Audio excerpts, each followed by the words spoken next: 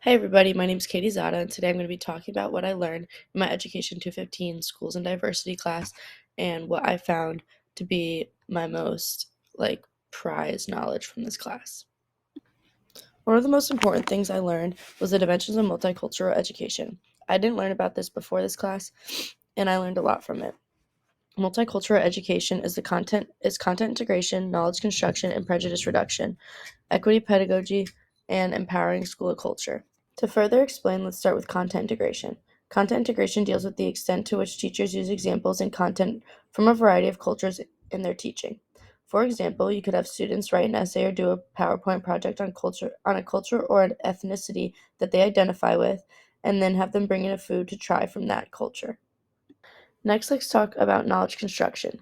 Knowledge construction is when teachers need to help students understand, investigate, and determine how the implicit cultural assumptions, frames of reference, perspectives, and biases within a discipline influence the ways in which knowledge is constructed. For example, you could hold a discussion or debate about a topic and then clarify where they may be confused. Next up is prejudice reduction. This dimension focuses on the characteristics of students, racial attitudes, and how they can be modified by teaching methods and materials. You can work on this in a classroom by working on empathy and empathetic communication in the classroom and explain that not everyone has life served to them on a silver platter and everyone has their differences. Next up is equity pedagogy.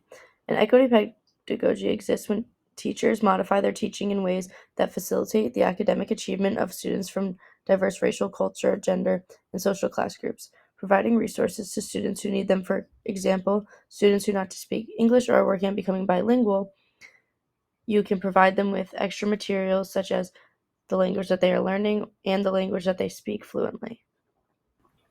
And finally, empowering school culture.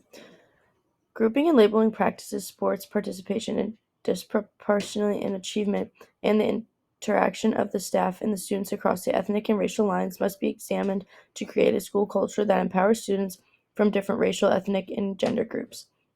You can do this by creating clubs for students that are free or have sports equipment drive for students who cannot afford sports equipment for the sport they wish to play.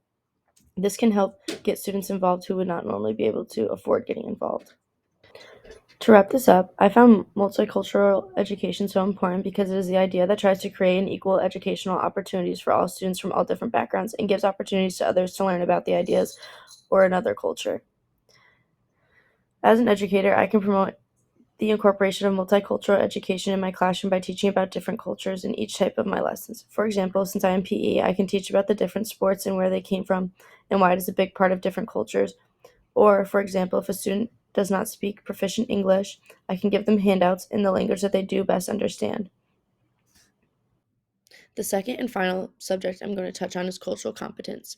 I learned this in Education 215 as well. If you are not culturally competent, it can affect students' learning and make them feel like one culture is superior to another, and it can create biases for them. This goes along with gender, gender identity, race, ethnicity, etc.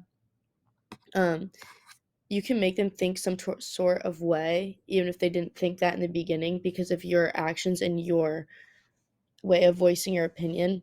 It is important to be aware of this and rethink your biases that you may have towards a group, religion, or culture or gender, because if you don't, then you can make somebody who is super impressionable, for example, a young student, think some sort of way about a group.